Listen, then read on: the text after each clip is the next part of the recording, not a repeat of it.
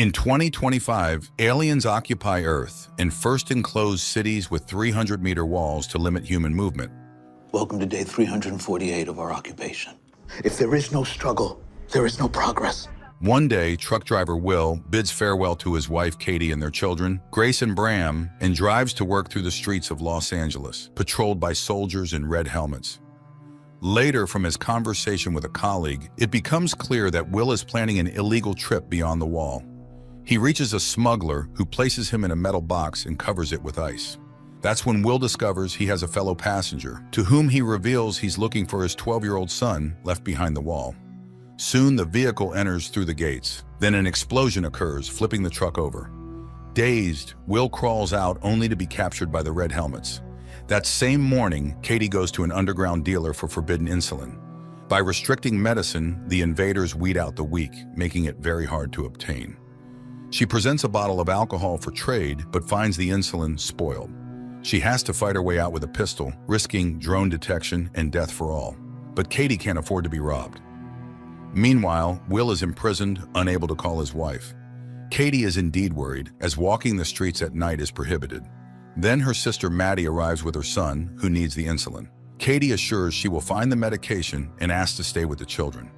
She goes to her husband's colleague, who lies about not knowing Will's whereabouts. Katie has to return home empty-handed. Suddenly, an alarm blares over the city. Katie hides under a military truck parked at the curb. A drone hovers above just as a prisoner is shoved into the vehicle. Just when Katie seems doomed, the truck starts moving and the drone flies away. The woman makes it home. In the morning, she visits her friend Broussard and reports Will's disappearance. It turns out he, like her husband, was with the FBI before the aliens arrived. He asks her to return home while he checks his remaining contacts, but Katie goes to the hospital, where she learns of the explosion at the city's entrance. Amidst the chaos, she sneaks into a storeroom and steals several vials of insulin. In prison, Will hears his cellmate's confessions, soon to be sent to work at a factory for the aliens. Then soldiers arrive, one shouting Will's real surname. He's recognized and taken to the Green Zone, where the world's leaders now reside. There, he's met by Snyder, a representative of the Los Angeles governor. Snyder knows Will's military and FBI background and his knack for catching dangerous criminals. Since the military and police vanished after the aliens' arrival, Will had to hide, but now Snyder needs his help, offering his family full protection in return. The Masters demand security, so Will lead a special unit, infiltrate the rebels, and capture their leader Geronimo. As the alien spacecraft is about to launch, Snyder takes Will to the balcony, hoping to persuade him to switch sides. If he refuses, his family will be sent to the factory. At night, the red helmets bring Will home, frightening his family, but he reassures them, explaining he was just in an accident. However, Katie realizes her husband is lying. Hearing he went to look for Charlie, she cries, but the news of Snyder's proposal enrages her. She would never become the wife of a traitor. In the morning, the family is woken up by the smell of bacon, and upon entering the kitchen, they find Snyder there. He has prepared breakfast and even brewed coffee, which is now impossible to find. As he eats, he lists all the benefits of their new status: security, a personal tutor for the children, good food, and work. Moreover, the aliens allow the couple to reopen their old bar. However, Will is only willing to agree in exchange for the return of his son, who is in another block. Snyder promises to consider this option. The next morning, Katie arrives at an unassuming house where members of the resistance, whom she informs that the occupiers have hired her husband to find them, await her. The following morning, Will goes to work, quickly realizing that Snyder deceived him. Instead of becoming the commander of a special unit, he is subordinated to Phyllis, who assigns him to find the guy who planted an explosive device at the city entrance. He is partnered with Bo, an old policeman. Meanwhile, Katie arrives at her bar and finds her lost son's belongings. Broussard interrupts her cleaning, wanting to know what the police have found out about the explosion at the customs. But Will has just started his job and has no information yet. Meanwhile, Will and Bo approach the house where the girlfriend of the wanted criminal lives, and by deception, they force him to run out the back door. The agent catches up with him when suddenly a drone appears. Will fearlessly looks directly into the lens, and it instantly disappears. The police bring the detainee to the station, where Will's arrested colleague is found. The man begs Phyllis to release him as his informant, but she refuses. Then Will goes to his trailer, but his family is no longer there because the woman and child are entering his house at that moment. After hiding the mother and son upstairs, Katie drives to Broussard as the couple needs new documents, but he refuses to help as the resistance cannot take risks. Katie leaves. At home, she confronts Will, who, learning that his friend's family is with him, takes them to a man who makes fake documents. On their way, they are stopped by the Red Helmets. However, after checking the pass, they let him go with apologies, leaving Katie in a state of shock. They safely arrive at the Masters, and while he makes the documents, Will tells Katie that he caught the guy who planted the bomb. And once he finds Geronimo, they will be able to bring Charlie back. Later, Will takes the woman and child to a camp where displaced people live. Katie meets with the resistance leader. Alexander calms her down as the caught boy belongs to another group, but he promises to warn them. At the station, Will discovers that a group of prisoners is being prepared for shipment to the factory. Phyllis asks him to resign himself. During the arrival, the city's entire defense was destroyed in 8 hours. What can a bunch of rebels do? At night, Katie comforts her distraught husband when he is informed that the suspect has divulged the location of his accomplice's hideout. He leaves, and Katie rushes to the phone to warn Broussard. Meanwhile, the prisoners are brought to the location, forced to strip, disinfected, and then redressed. At the same time, the Red Helmets arrive at the location named by the detainee and find only the bodies of rebels. Will realizes that there is a spy among the police. The next morning, a man with a card enters an inconspicuous house on the outskirts of Los Angeles. Immediately, a radio broadcast begins with calls to overthrow the occupation, voiced by Geronimo. The Red Helmets detect the transmission and head to the location. At the same time, Bram duplicates the broadcast recording and hides the cassettes under the bed. But the military, storming into the house, find no one there. That same day, Katie participates in a resistance armed attack on a food truck for the first time. During the operation, one of their comrades, Kim, is fatally wounded. Katie tries to help him, but Broussard finishes the boy off, shocking Katie. Then, drones arrive and start shooting random passers-by. However, Broussard calculates the authorities' response time to the incident. After the operation, Katie rushes home and barely manages to wash off the blood traces. She is so shaken that she doesn't want to explain anything and locks herself in her room. That day at school, Bram gives a cassette to his teacher, who notices a change in the pattern of the alien ship's takeoffs. He saw a very large object circling Earth in the sky and now intends to make a more powerful telescope. The police arrive at the scene of the incident. Will notices the body of a boy who was clearly finished off. Phyllis orders to take his photo and quickly learns his name. After that, the Red Helmets go to his house and arrest his parents. Will is outraged by this and fails to notice Broussard in the crowd, who heads to the resistance base and reports what happened. But Alexander is confident that Kim left no traces. Will then goes home, where Katie explains her morning behavior with the things found in the bar belonging to their son. Distraught, Will blames himself for being powerless against the Masters, but his wife promises her support. Later, Katie goes to meet Broussard. He justifies his actions as saving Kim from torture. But now she needs to extract everything her husband learned during the investigation from him. At the same time, Bram's friend asks for his help and leads the boy to an underground tunnel beneath the wall, where her brother slipped and injured his leg. It turns out their father worked there before the arrival, and now they use the tunnel to get beyond the wall. Will and Bo go to a cultural center listed among the places visited by the deceased Kim and find a rebel weapons cache.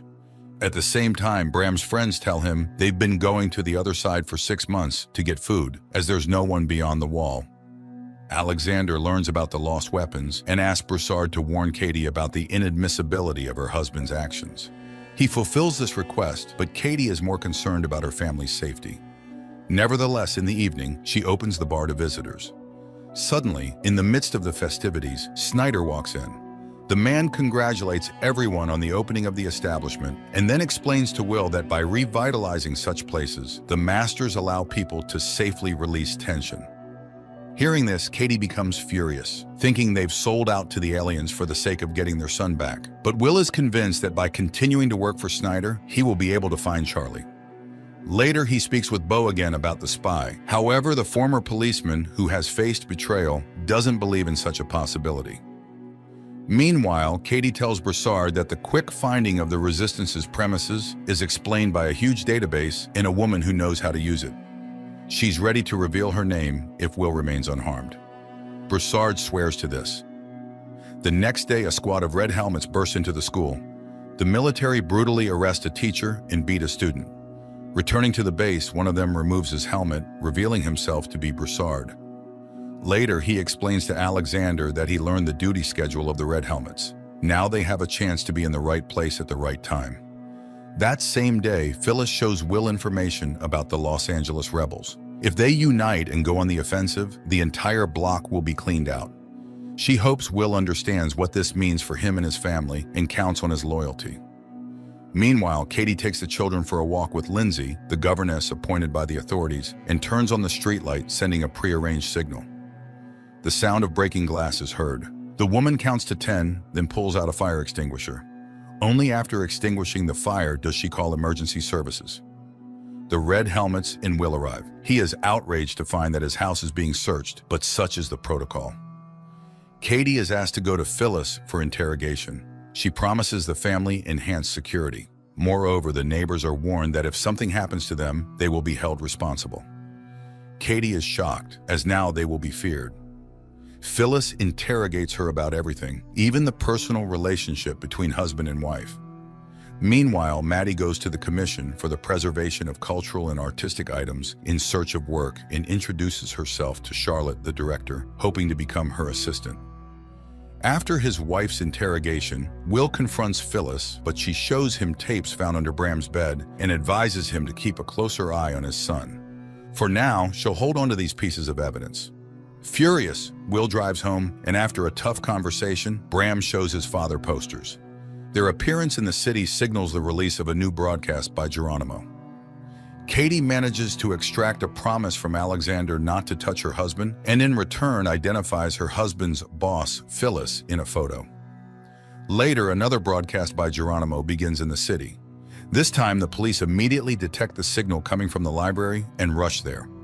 The man hears their approach but utters his final words, calling for resistance. He is arrested, although Will is sure it's not Geronimo, greatly disappointing Snyder, who had already informed the masters of their victory. That same day, Maddie witnesses Charlotte's anger, who needs a painting by a specific artist. Maddie reports she knows who had collections in the city, as she worked as an art historian.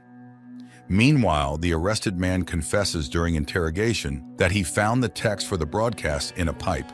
The police go to the site and verify that the indicated pipe leads to the green zone. Charlotte's workers find art items in the house Maddie mentioned. In gratitude, the owner takes her on board and promises to help with insulin. That same day, Phyllis informs Will that as a sign of trust, she destroyed the tapes. The man goes home where Bram admits he listened to Geronimo because he was the only one who instilled hope in people. Katie arrives at the bar earlier than usual and finds Phyllis in the hall, who wants to talk to her alone. Phyllis talks about her husband and draws parallels with Will, who loves his wife so much that he doesn't see who she really is. She shows surveillance photos from the truck attack site and warns Katie that she's gotten involved with the wrong people. If Katie wants to survive, she will now work for her. After the conversation, Phyllis returns home where her paralyzed husband lies. She greets him, but upon entering the living room, she finds Broussard there. Phyllis immediately understands why he came and asks him to kill her husband too. Broussard shoots. The next day, Bo and Will go to the crime scene and find the word Geronimo written on the wall. Snyder is furious because Phyllis was very close to the masters and demands the criminal be found. A message comes in about the capture of one of the Geronimo group. Will interrogates the young man, who gives an address in the green zone. The Red Helmets burst in there, finding a concealed room and several people who call themselves the Geronimo Group. Meanwhile, Bram, accompanied by his girlfriend, passes under the wall and ends up in a deserted city where they find necessary supplies in a huge warehouse. Back in Los Angeles, news is broadcast that the underground has been eliminated, although Will doesn't believe it.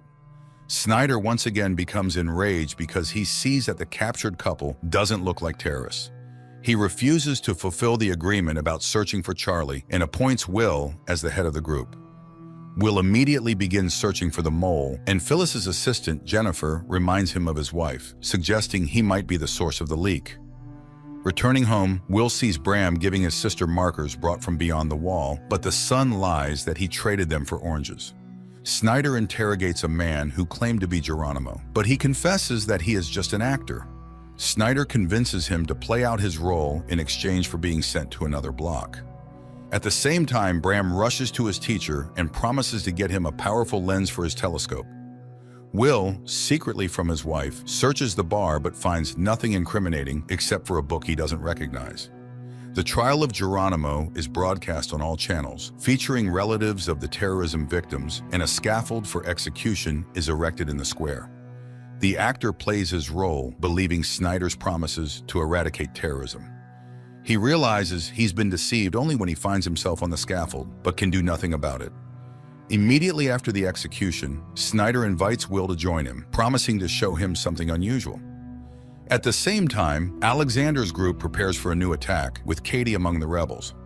On the way, Will expresses his outrage to Snyder, who achieved nothing by executing the actor. But Snyder reminds him of the need to pacify the population and that he's bought time to search for the real Geronimo. Snyder's car moves through the city, guarded by a group of red helmets, including Broussard. At one of the turns, a decoy road worker sends them on a detour, and when the convoy slows down, Broussard shoots his colleagues. Snyder tries to run, but Will locks the doors as the car is armored. Rebels, disguised in red helmets uniforms, shoot at the car and manage to pull the door off, but Will shoots from inside and still gets Snyder out of the fire. Drones appear, but the rebels manage to escape. Will leads Snyder into the bar, where Katie arrives at the same time. Snyder is hysterical, but Will cannot guarantee protection by his own means. Katie asks Will in private not to risk himself for such a worthless person, but Will cannot leave a person without help. Realizing that the phone doesn't work, he goes outside to a payphone to call for backup. Meanwhile, Alexander, learning about Will's role in saving Snyder, is furious. But then Katie communicates via radio that the traitor is in the bar. She returns to Snyder and keeps the conversation going to lower his guard. He boasts about being a professor of economics, which earned him a high position. He mentions there are 7 more colonies, but he doesn't know what happens beyond them. Will returns, announcing that he has managed to call for reinforcement and it's on its way. Katie bandages Will's wound, and he confesses that Geronimo is a collective image, not one person. Katie asks not to interfere with Snyder's killing, but Will reminds her that another will take his place.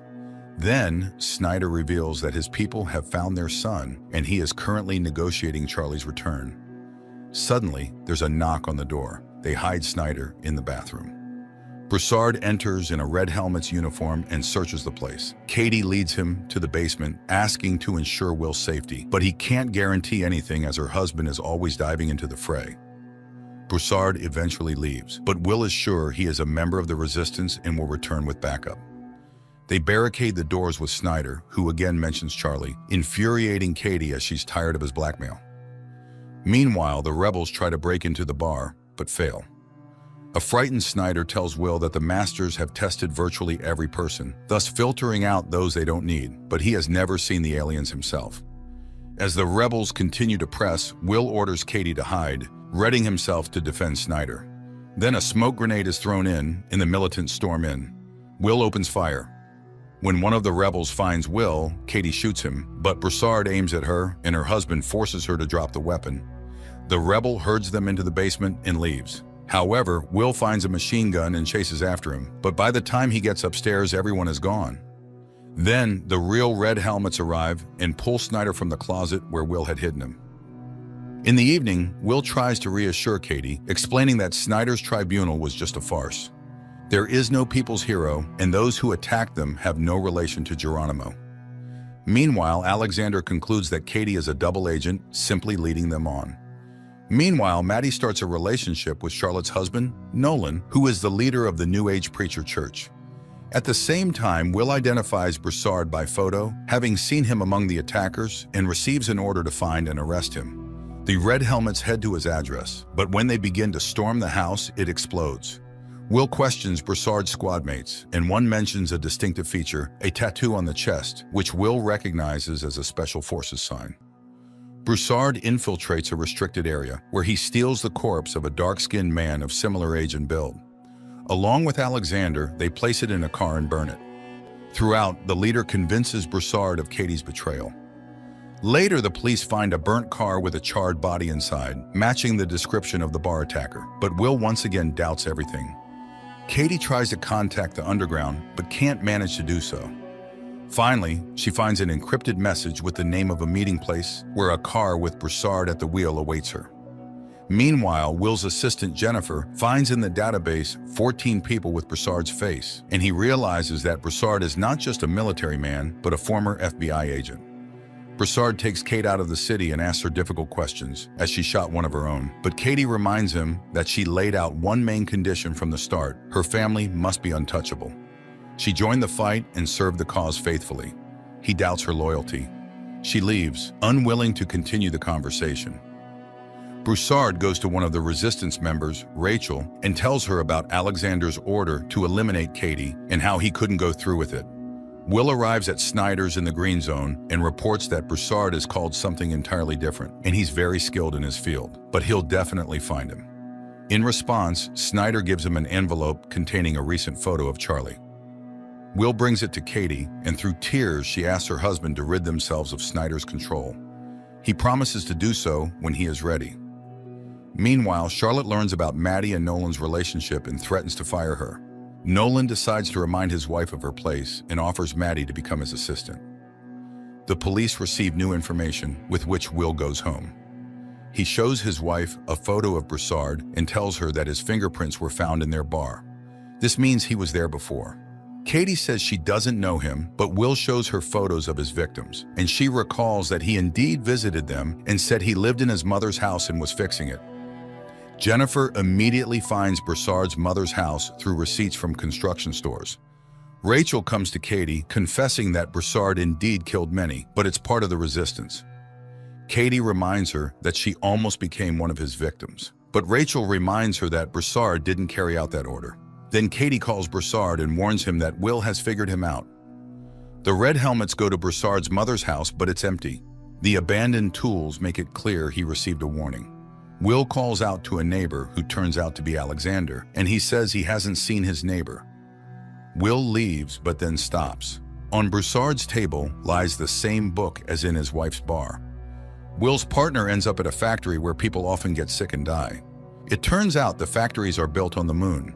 Will shows his children a photo of Charlie and admits he only started working for the government to get him back.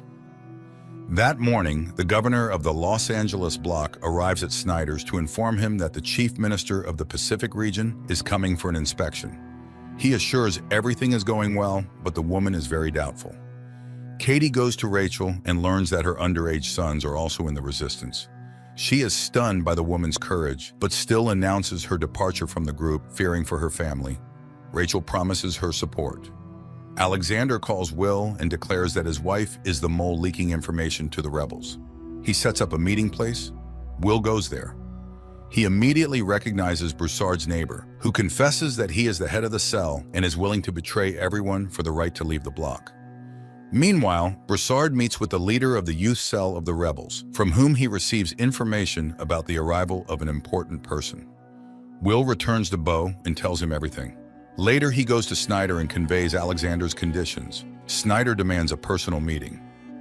In the evening, Katie returns to the topic of Charlie. If Snyder knows where he is, why can't he bring him back?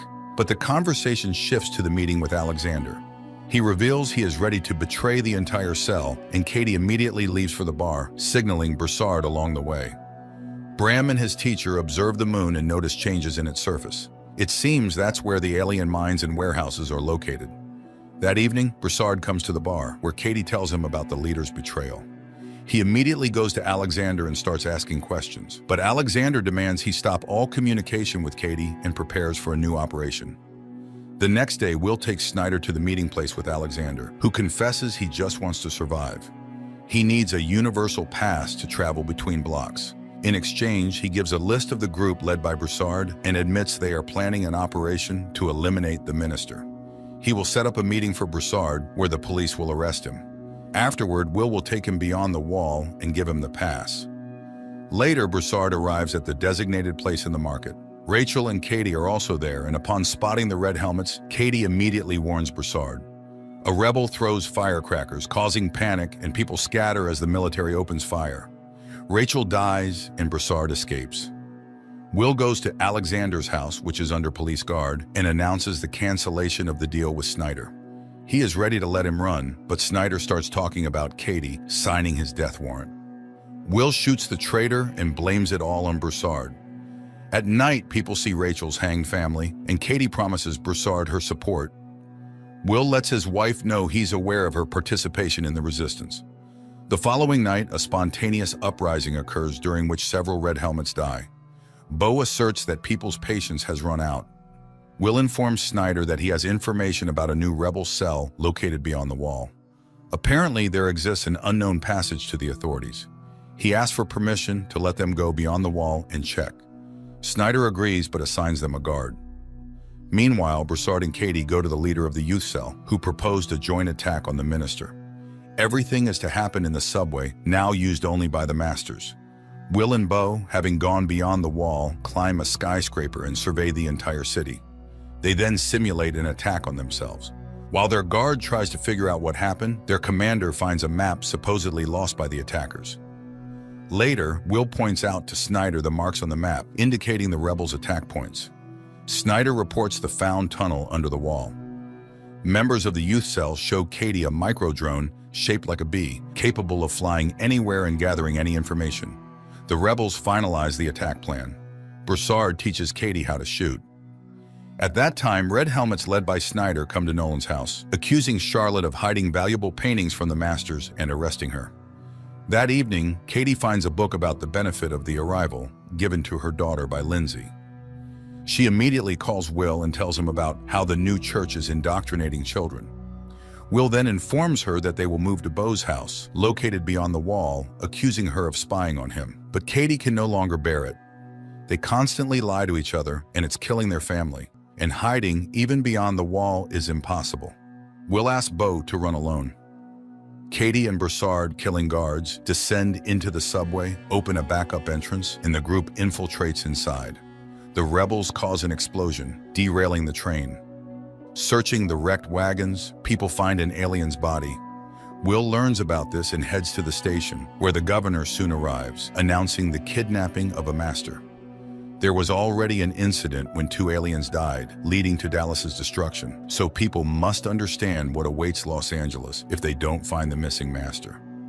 At the same time, a group of rebels transports the alien to a secret location, blocking signals with metallic foil.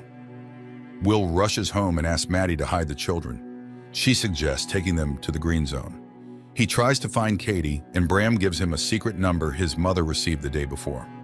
While the rebels try to move the alien to another location, a curfew is declared in the middle of the day. Maddie and the children end up in a huge queue, and as they try to break through, Bram runs away. Meanwhile, the rebels hijack a red helmet's car and load the alien into it. At the same time, the police receive subway camera footage. Will recognizes Katie but doesn't show it. Bram runs to his teacher and leads him to the tunnel. Meanwhile, the group that kidnapped the alien moves through the city in a police car and witnesses a house being shot to intimidate residents. Snyder is removed from his position, but the governor can do nothing.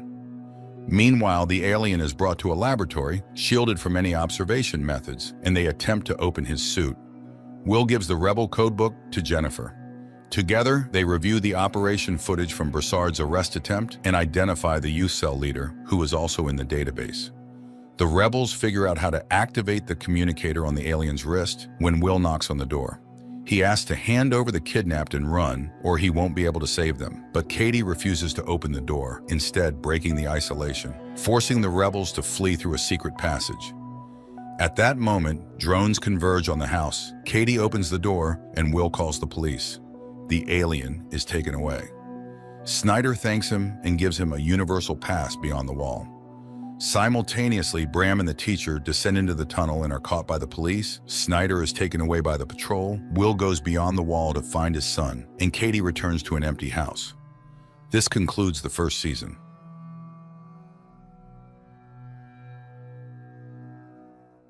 Subscribe to watch more videos like this, turn on notifications and leave a like to help the channel out. Thank you for watching.